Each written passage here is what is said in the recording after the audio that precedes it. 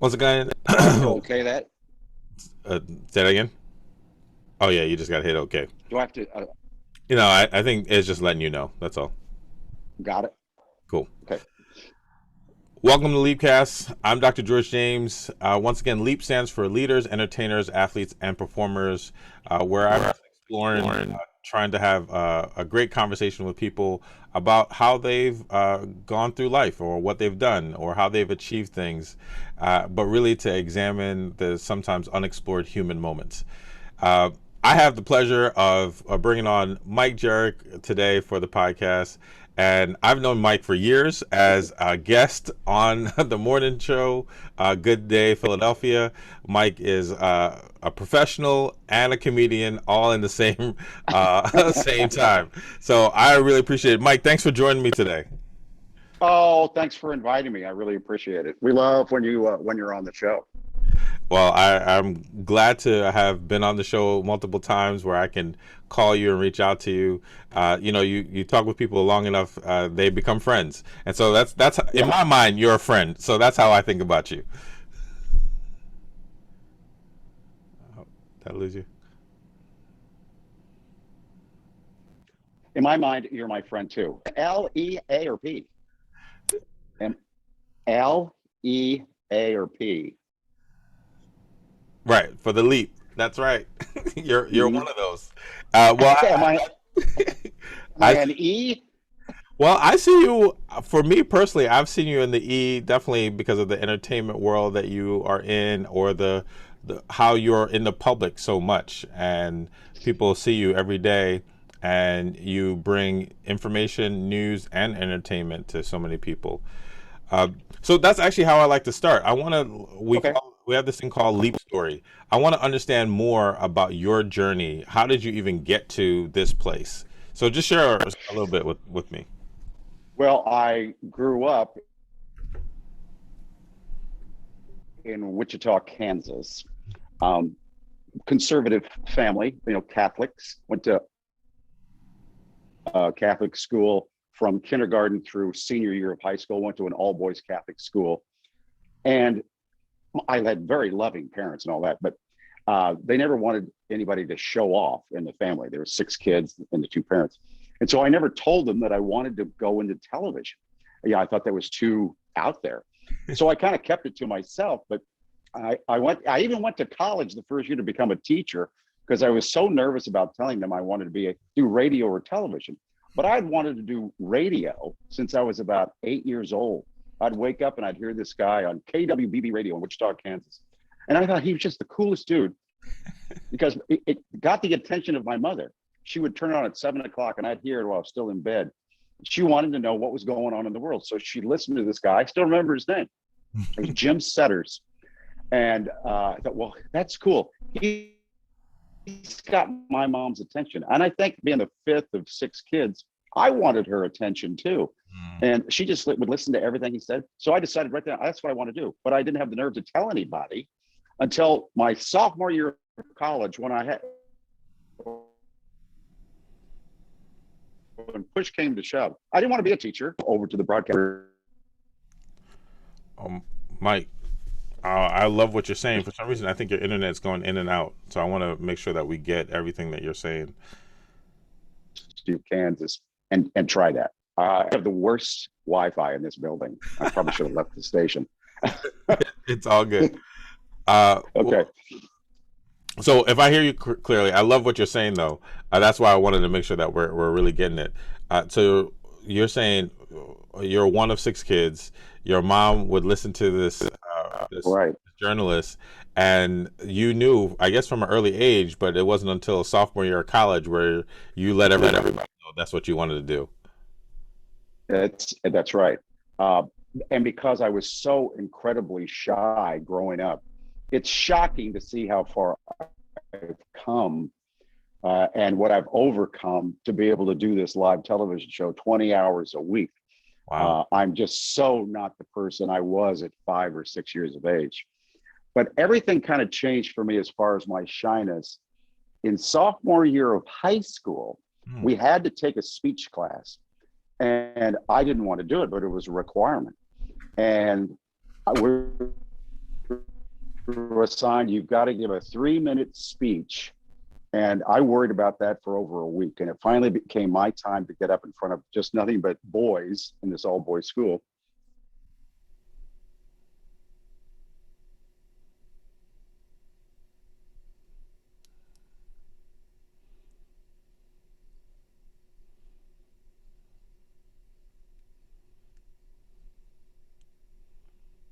Chairs, they're desks, I guess Oh, they were.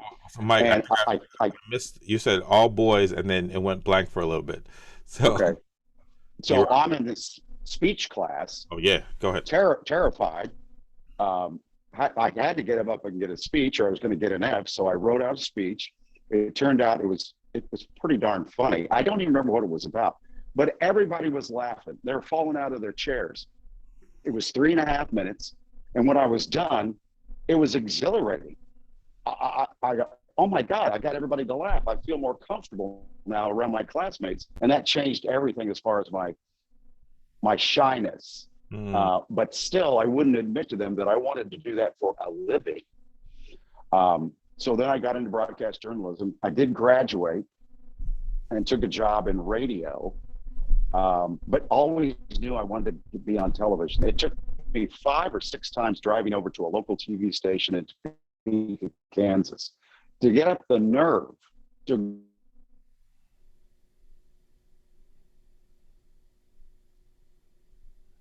go in and ask them for a job. mm. Somebody had just quit the day before, so they needed somebody. That was a godsend. Guy says, well, okay, let's go into the studio and you can do an audition. I free application. So went in there.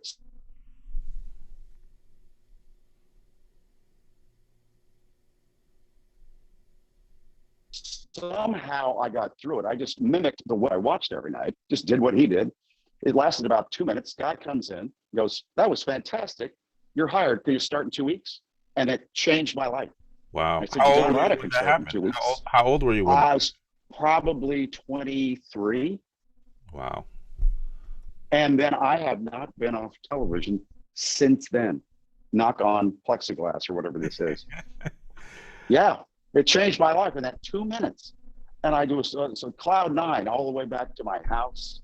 I was married at the time.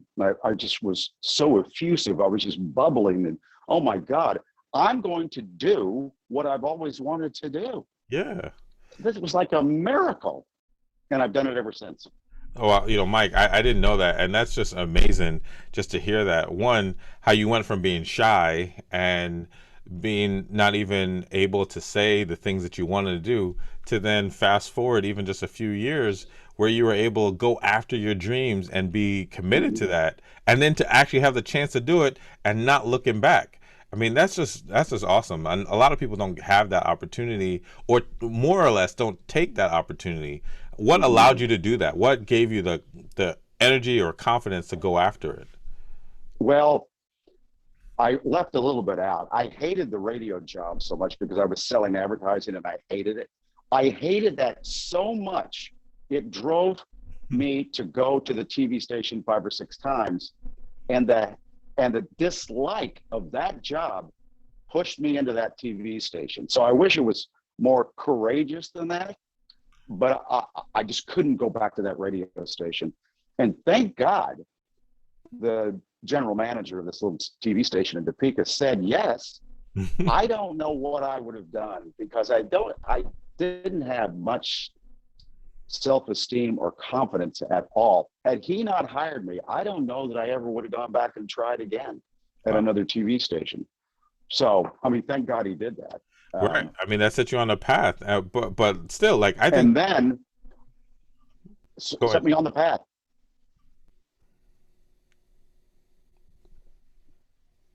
Within about a month of that first job, I realized I didn't want to do television like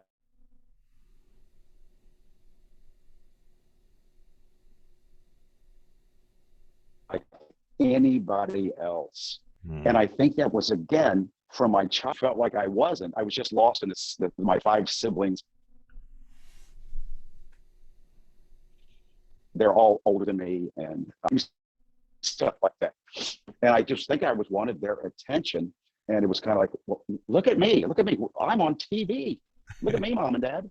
Yeah. Yeah. So I think that's what drove me from then on. No, I could totally hear that of like being able to be seen, right? To be heard, Mm-hmm. especially when there's just so much going on, and from family, maybe even community, and you were doing it. But I really, I really like the thought of like sometimes you have to have those crappy jobs or those horrible jobs to push you to greatness. I've had my fair share of crappy jobs or early beginnings that have pushed me to greatness. So I think that's actually pretty great. It might be more of a common story than we think, Yeah. you know. And I think I don't know, I could be totally wrong on this. I think about 75% of people don't like their jobs. Yeah. What would do you think? No, I agree. I think there's a lot of people who don't like their jobs or are frustrated with their jobs, but feel stuck, feel like they don't know what to do, Yep. and have dreams, have aspirations, but either are shy or all the other things that get in the way that keep them from going after it. I agree. And when I talk about my shyness, it was debilitating.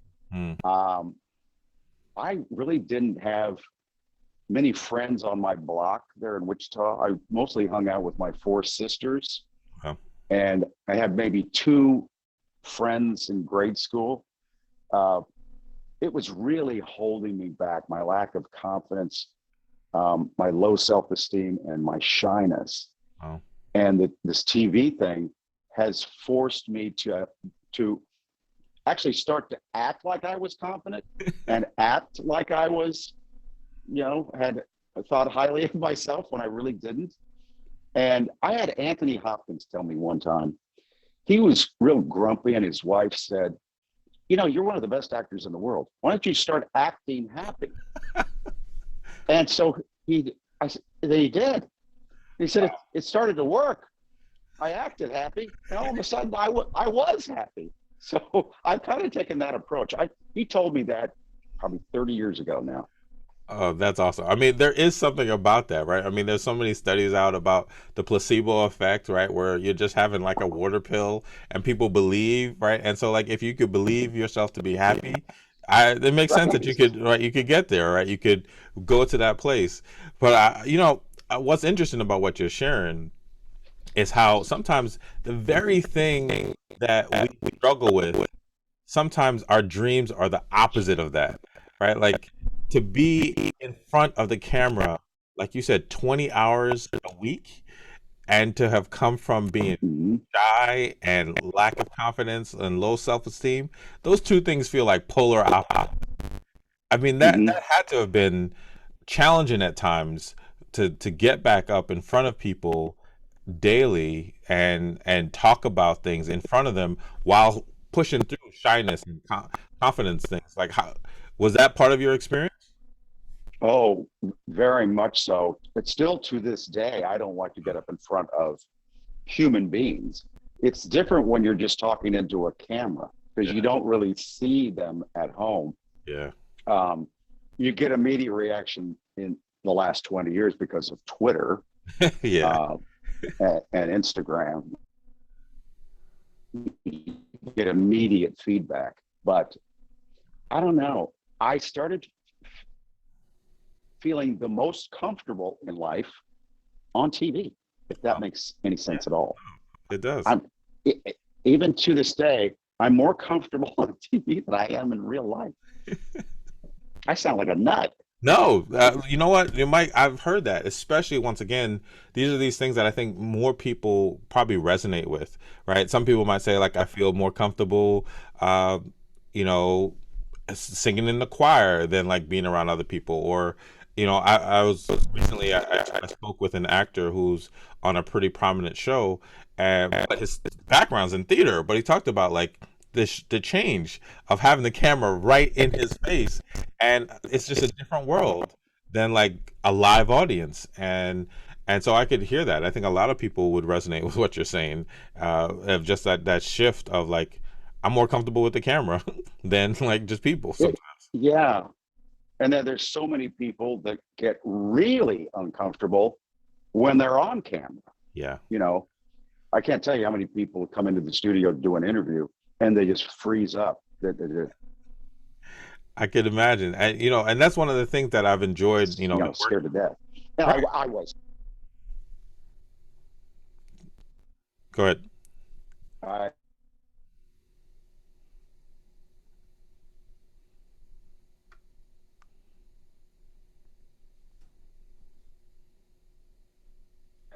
think we. Oh, there you I think. Oh, there we are. Uh, I hope you have editing ability. go. I will, but we might be doing more audio for this one, so we'll see. So Okay. it's all good.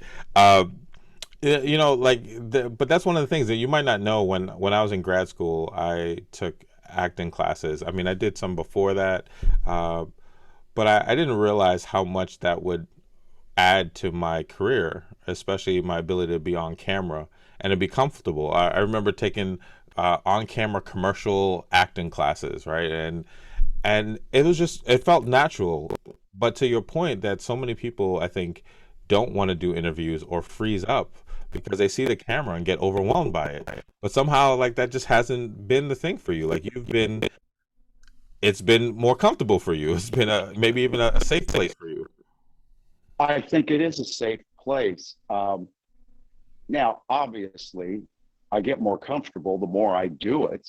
Yes. So I've been on the air now for all these years. So I got comfortable fairly quickly.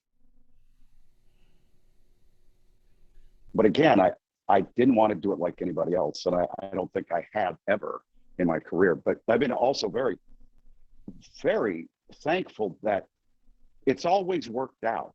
Mm, Um, I've always been able to maintain my career. I would say I don't know anybody else in my graduating class from college who's still in the business. wow. So I'm very grateful. Yeah, no, I mean that's definitely something to be grateful for because right, like you said, in the business, there's some people who don't really make it or last as long of a career as you've had, and so I guess I'm wondering from Kansas, where else have you been? I know you're here in Philly area now, but between Kansas and Philly, where else have you been? Well, I worked in Kansas City, Missouri, which is about 40 miles from Topeka. So I went from little bitty Topeka Hmm, to what I thought was the a big city, huge city, Kansas City. right? I go, oh my God, I'm still in my 20s and I'm working in Kansas City. I was nervous. It's such a big town. Yeah. So I worked there 2 years and got hired at a station in New York. Wow. So now I'm really flipping out. I'm in the number one. This is the market that everybody strives for. Yeah. And oh my God, I'm going to work in New York in my 20s. Wow. What? Wow. What? I landed there. They picked me up at the airport, took me down to New York Harbor, put me on this little yacht, and we shot my first day in New York City. And that was it. That was it for me. I wanted to be there the rest of my life. I loved it. I still love it. But you're not going to believe why I left New York. Okay. Why did You you? ready for it? Yes, I'm ready. Here I am. I'm in New York City. Every evening, um, the show was on every evening. I couldn't have been more thrilled and shocked. I'm in New York City. Um, but my father Mm. couldn't see me in Wichita, Kansas, Oh no. because he's in Kansas. This is in New York City. It only was seen in the tri-state area up there, so Yeah. he's not seen. And for some reason,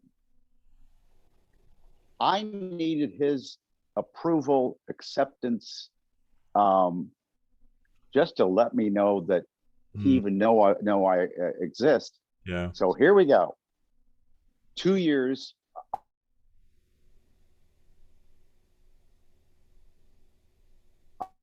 It's time to renew my contract. And they wanted me back, and I wanted to stay there the rest of my life. Then I got a job offer in Los Angeles for USA. they wanted me to do it. I mean, they hired me. Now I have to make a decision. Yeah, the LA thing was a little more money. I mean, I really want to be a New Yorker the rest of my life. But the show in Los Angeles, USA Network, was seen nationally. Oh, So my father could see the show from Los Angeles. yeah. I stinking quit that job in New York, to everybody's shock and dismay, because the show was number one. I quit and flew to Los Angeles and did that show. The main reason? No, it was the only reason. So my father could see me on TV. Wow. Now, I mean, there's something about that. There's something about having your parents see you as you develop, see you shine, or even just getting their approval or making them proud. Mm-hmm. I know, like, that was some of the things that fueled me throughout my life, right? Being able to let my parents know, who didn't have a lot of education, that I was able to go to college when they weren't, to finish high school even when they weren't, to be able to go on and do other things, and then to bring that back home to them. So I think there is something there about making them proud, or or wondering if they're proud, or trying to check in. And Well, yeah. what was that like Mm-hmm. for you when you were in this LA show now nationally that your father could see? Like, what was that? How did that feel for you? It felt good because about a year after I started doing it, my mother told me every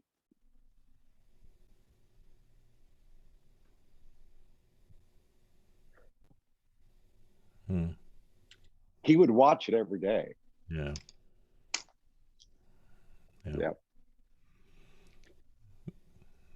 I appreciate Oh, you. you're good. You're good. No, she said he watches every day. He doesn't miss it at Yeah. all. You know, he'll go sit down and watch it Wow. every day. So then the guy died 2 years later, and I was stuck out in Los Angeles after all that. So it really stunted my career.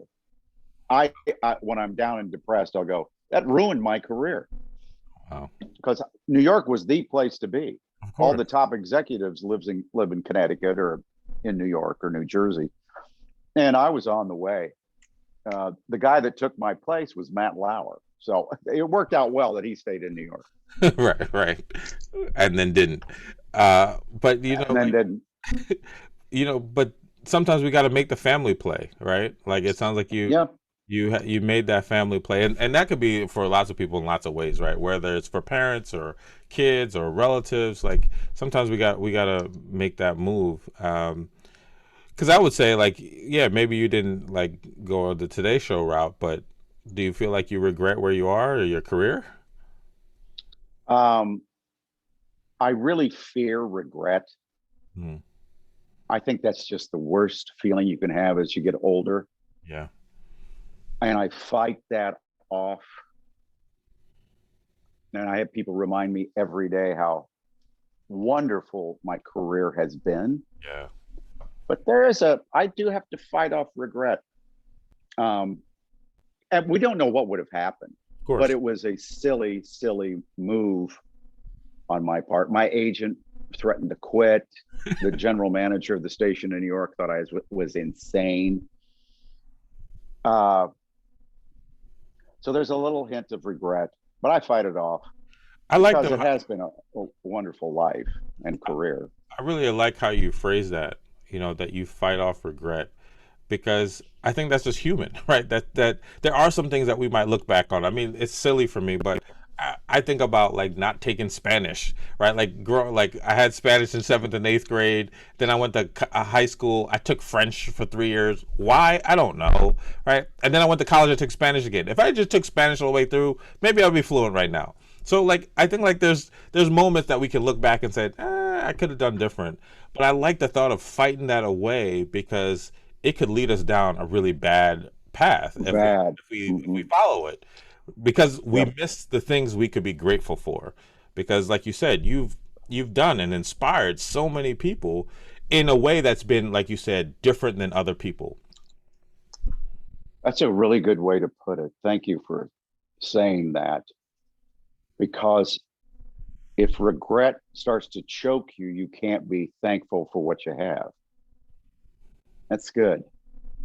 Yeah. Yeah, I have a but lot look, to be you said it. thankful I got for. that from you, right? Fighting it back Yeah. and pushing it does help, and it just makes a huge difference, and so like as you say that, like that's why I think sometimes the pivots we make are important, right? The moves we Mm-hmm. make are necessary. They shape who we are, and so as we're talking about this, I'm wondering, even in this area now that we're talking about, what has been like one of the biggest highlights of your career? Something that you think about like this moment was just amazing for me. Um, Getting the first job, I was euphoric. Getting the job in Kansas City was thrilling, but getting that job in New York, I just thought, oh my God, I was afraid to even do this. And now I'm at the number one market in the country. Mm, So those were all thrilling moments for me. And they really stick out over everything else. Now, when I got a national television show in New York, it was called The Morning Show with Mike and Juliet. I remember. That was thrilling too. Um, and especially when they told me what the salary was for a syndicated show, it, it blew me away. I was thrilled that I was making $17,000 a year in Topeka, and I got $25,000 to move to Kansas City. Wow. The guy thought it was such big money. He wrote it on a piece of paper and slid it across the desk to me. Check these numbers out, Mike. Ooh, 25,000. And I about peed my pants when I saw 25,000. Because I remember my parents, after Sunday Mass, we would drive around. We didn't have any money, but they would drive around and look at open houses. Hmm. And they couldn't afford any of them. I remember sitting in the back seat, and they looked at this house. It was really great. And they said, it's too expensive. It's $25,000. Wow. Wow. So the minute he shoved that piece of paper over to me, now I looked at it and go, Yes. I thought about that. I was probably 8 years old, sitting in the back of the car. This is the same amount of money as that house Yeah. back when I was little. It's a huge moment. Like part of what I'm hearing, right? This thought of like as we continue to grow in our career, those moments when we can look back, and I don't want to say this in a way to like belittle anyone, but when you realize you're making more money than your parents, or when you realize the hard work that your parents might do or have done, that somehow your career has gotten you to a place where you can do what they couldn't have done. Oh yeah, yeah. It's so true. Um, it's Here's another odd thing that happened though with when money comes in. Hmm. Um, I have felt jealousy from my siblings. Yeah, yeah. I guess that's natural.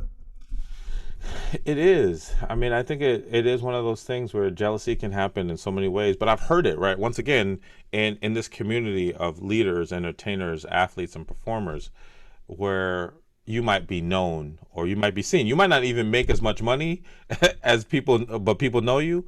And then there's times where it matches. People know you and you make the money, and all Yeah, those things can bring some jealousy.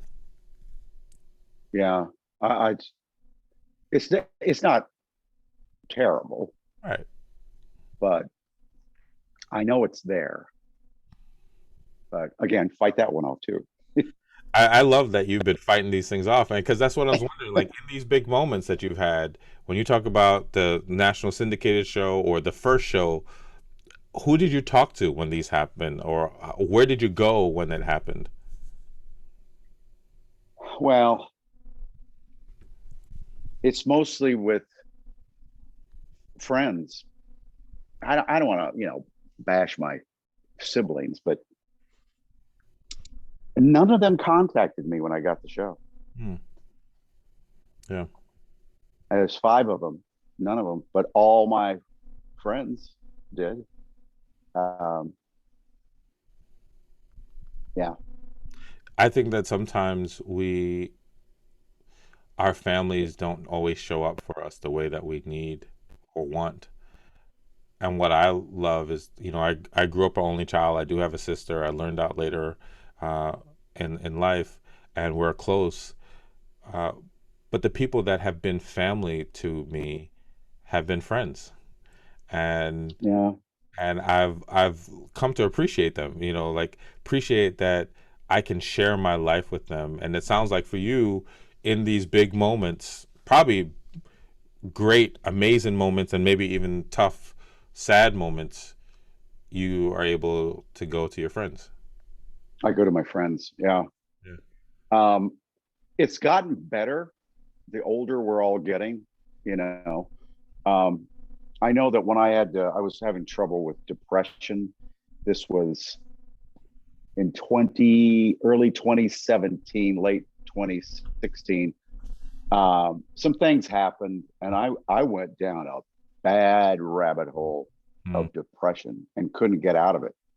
So I figured I'll drink my way out of it. mm, Well, that didn't work, obviously. So it got so bad, I did go see a psychiatrist, and he gave me antidepressants. okay. So then I go, well, and he told me don't drink alcohol with that. Yeah. But of course, I did. So Not a good mix. now one drink was like two, and two was like four. Yeah. And I was trying to do that. I did that. Let's see, November, December, January, February, and thank God the station stepped in and Mm, allowed me to go to a rehab facility down in North Carolina. But it was mainly for the depression. I could not get out of it. Uh, I didn't go to work. I couldn't move. mm, And if I did move, it was just to walk around my apartment or walk out here in Philadelphia, just wander the streets because I didn't want to lay down and I couldn't go to sleep. I just want to lay there. So I went down there and 30 days of therapy. We talked about a lot of stuff. mm. And when I came out of there, I have not had those depressing negative thoughts ever since then. Wow. It was remarkably successful. Yeah. I mean, that's just so powerful. I mean, one, I appreciate how open you have been and always have been about mental health and mental wellness. That you, before it was cute, before it was trendy, you were Yeah. okay talking about like even your journey, and even as you're sharing now, I really appreciate that, and what you were willing to do to help yourself, and how you've been since then able to fight back and keep those things away, which is just Yeah. really great and impressive. Well, they gave me tools. I mean, there are people like you help me out, for Yeah. like 33 straight days, and it worked. And I still journal.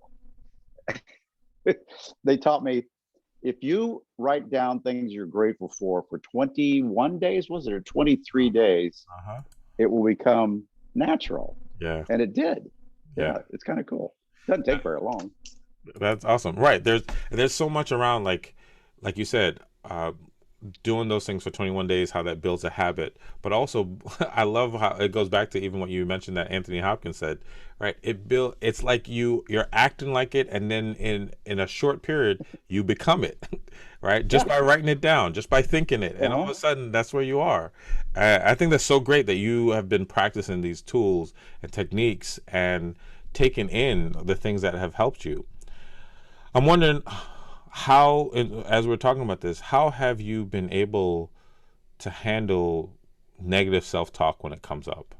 What have you done for those things and sentences and phrases sometimes we say to ourselves that's not really kind? Hmm.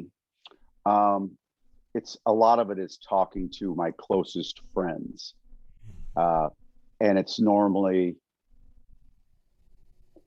I have a lot of women friends, Mm. but Nothing wrong there's with that. probably five people that we all share this. I mean, they can call me and I'll sit and listen for hours. Yeah. There are certain people that I can call and they'll let me speak for hours. Yeah. Like when I was going through that depression, my friend Linda came down from New York and just sat with me Nice. for probably 3 or 4 days and just listened to me rant about this woman that I had to break up with because she wanted kids, but I was in love with her, but I didn't want any more kids. And my mother died, and then the mother of my children died. Now I was way down in this hole, Yeah. and never thought I was going to climb out of it. And she would just sit and talk and talk and talk. And then my ex-fiance came down from New York and sat with me for 3 or 4 days. How kind is that? Yeah. And then and Chanel, I don't know if you ever knew Chanel Jones. Yeah. I She mean, was, I briefly interacted with her when I've done some of the Today Show stuff, but I know oh, that she yeah. was, a great co-host with you. And we're both from Wichita, Kansas. So Oh, she's the one who looked up rehab facilities for me, okay. and which would call me every day and let me talk and talk and talk and talk. Um, and she encouraged me to get help. She says, you're not going to be able to conquer this yourself. Yeah. You've got, and yeah, she was picking out places in Connecticut. And I'll drive you there and all that. That's good. You need those So people in your life. yeah, yeah. So that's what I normally turn to, and every now and I'll ask God to help me. Yeah. You know, Yeah. I Yeah. still do that. I don't think there's anything wrong with it. I mean, that, I've No, shared that's been a part of my life. I ask God a lot of times for some help and some wisdom and guidance, or put the right people around me. And I love, Mike, your ability to share like how you've had these awesome people.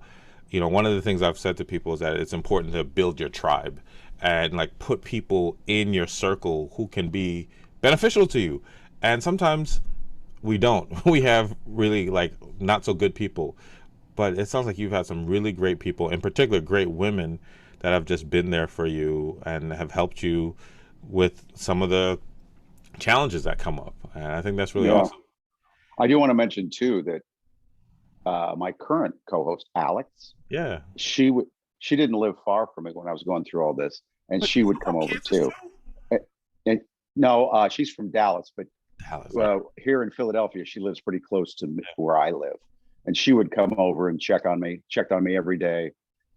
Should I bring you soup and stuff? And they would just sit and listen to me whine about how depressed I was. So she's been fantastic too. I've known her 7 years now. Yeah, Oh, I've been lucky to hang out with very strong, smart women. Yeah, I think you just, that's kind of the way it is in TV, though. They pair you with a woman normally right. Yeah. on these TV shows. But I think you Yeah. found the key to life. Find good, strong women Yes, and hang out with them. and hang out with them. Now, in fact, that they people call each other TV wife and husband, stuff Yeah. like that.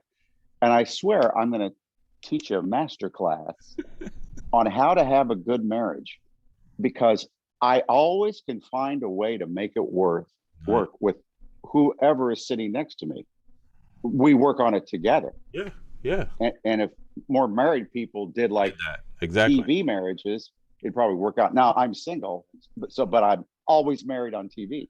Well, there, I play one in real life, but That's right. but you do it well, and and you've had partners and co-hosts that you've been able to do that with, and I think that's really great. All right, so I have a question. With all that we're talking about, uh, what would you say, or who would you love to interview, or who would you love to be a co-host with you? Not trying to get rid of Alex, but like No, we love Alex. if you had a guest co-host, who would you love that to be? Wow. Nobody's ever asked me that. I'm a big fan of Kelly Ripa. Ah. I'm a big fan. It'd be awesome to work with Oprah. Yeah. Um, I can just see you and Oprah laughing. there'd be a lot of laughing. Yeah. One thing that she says that I like is that, and I've struggled with this, that you want. She said that she doesn't have many friends, like three. Mm-hmm. She's a true friend is somebody who is just as happy as you are about your own success. Yes. They're just as thrilled for you. Yes.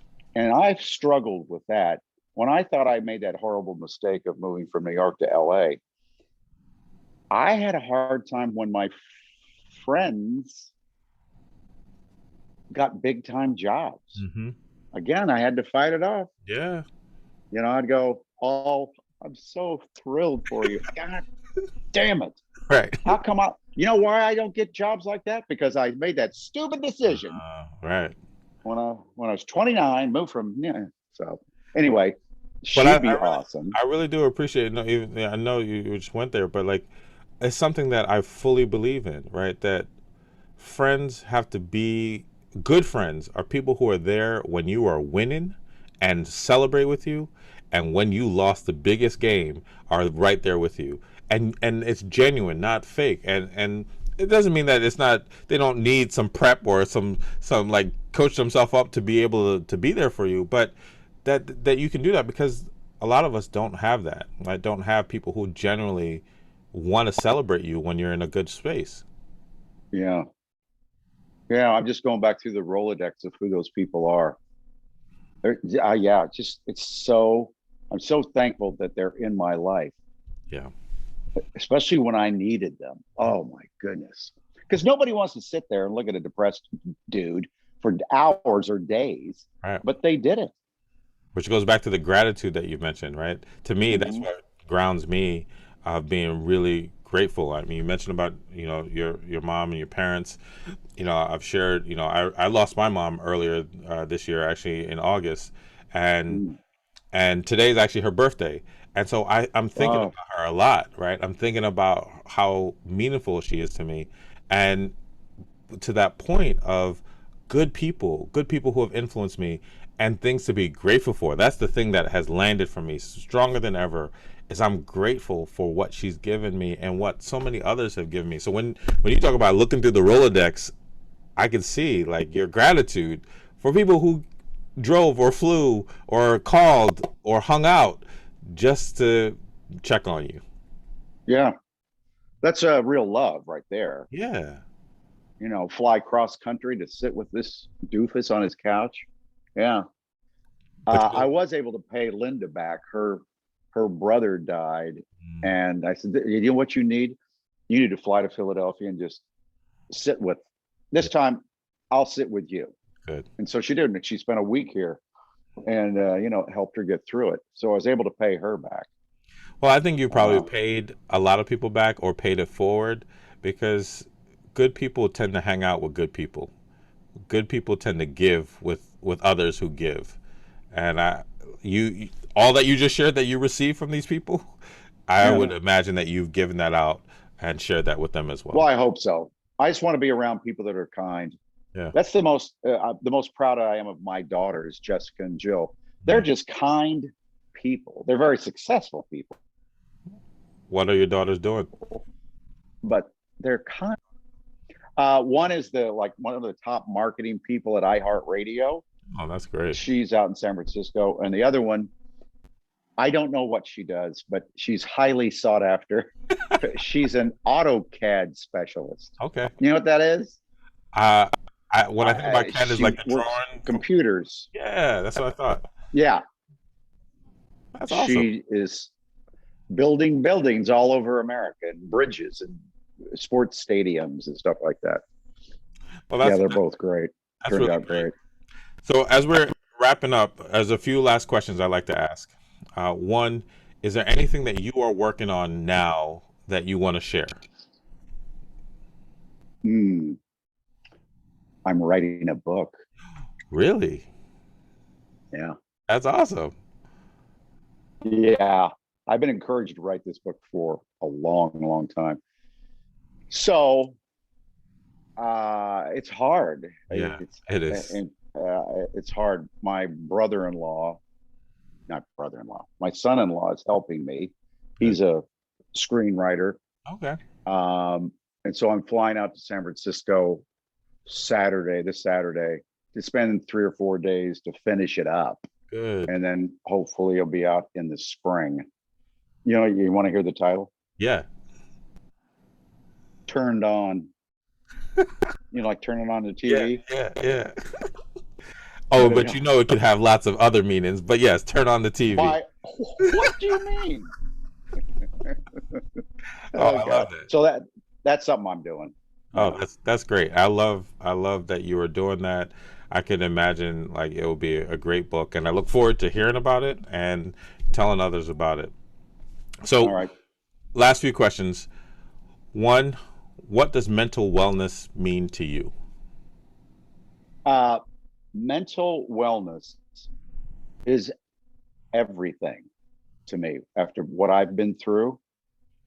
Um, I'm just glad that I got to a place where if I break my arm or my arm hurts, I'll go to the doctor. And Yeah. if my heart hurts and my soul hurts, I got to go get help. Yeah. I can't make myself well by myself. Yeah. I need somebody like you, a professional, to get through it. So I really appreciate all the talk about mental health today. I like what Charlemagne the God is doing, Mm-hmm. talking about it all the time. Mm-hmm. I love having discussions with you and do you know RG Allen? Yes, I do. We've crossed paths Wilson. for years, for a long time. Yes, Yeah. she's good. So, and she's somebody else that I was able to talk to when I was struggling too. Good. Um, I don't know if that answers the question or not, Yeah, it does. but it's incredibly important to me. I never want to go back to where I was, Hmm. uh, ever. Hmm. My God, I was so desperate. I was just drowning in depression. Yeah. It's horrible. So yeah, it's very important to me. That's good. That's good that you do that. And what would you say is the mental wellness advice you'd give to your younger self? Even younger self could be yesterday or many years ago. What would you say? Oof. I was, I really needed help when I was little. From 5 through high school, I really didn't think much of myself. I wasn't having a good time Hmm. in life. I didn't like school. Oh God, what could I have? I wish somebody would have told me about mental health. I think I needed help back then. Hmm.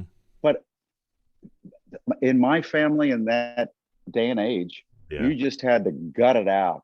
Yeah. Well, don't be sad. Just stop feeling that way. Feel better. Uh, yeah, feel better. Well, that didn't work. Right. So I guess I could have said to myself, my younger self, it's going to work out Yeah. because you're going to meet some people who are going to help you, Yeah. and you will get help, and you will start enjoying life. Yeah. Yeah. No, I love that.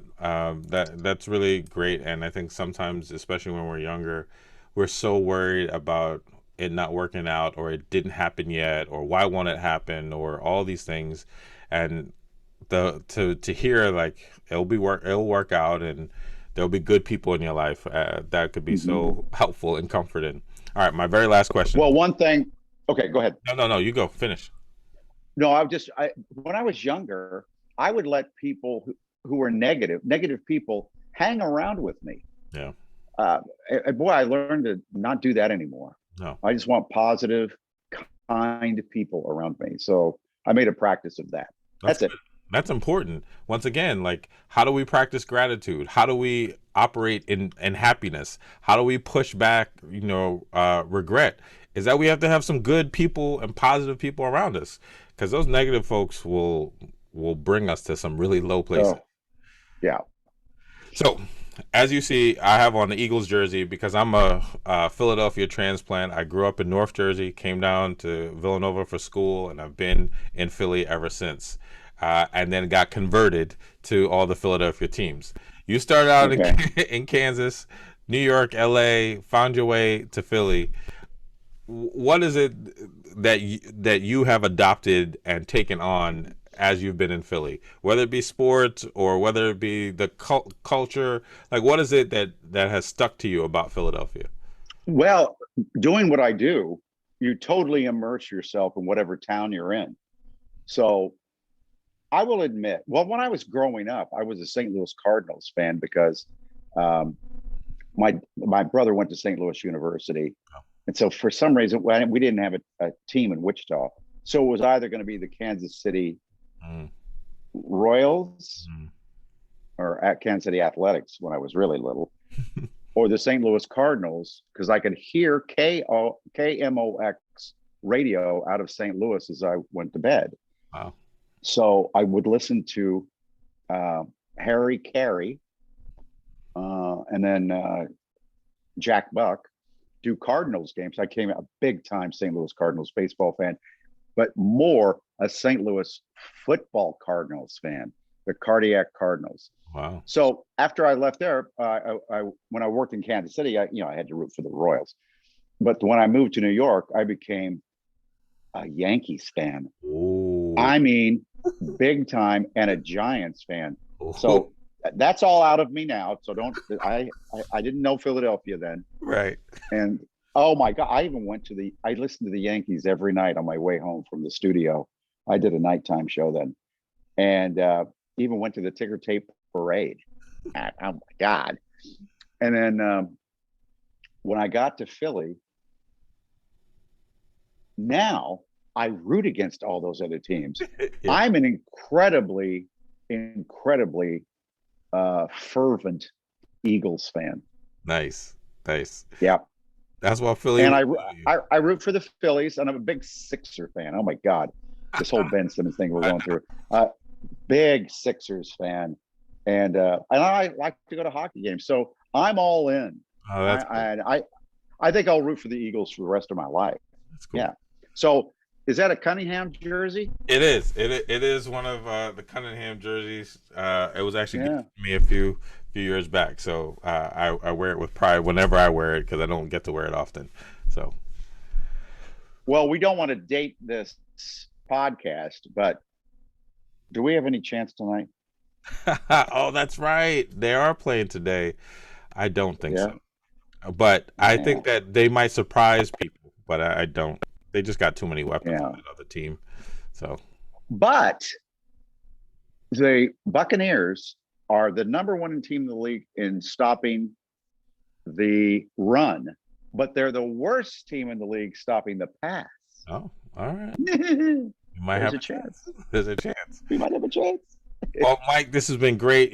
Being a part of LEAPcast. Thank you so much for all you shared, your openness, your vulnerability, and all the gems. Fighting back, regret, having good people around you, being willing to just be, sometimes make that family play, even when you think Yeah. like it could be, hurtful to your career, but still meaningful to the heart. And so I really appreciate all that you've shared. Thanks once again.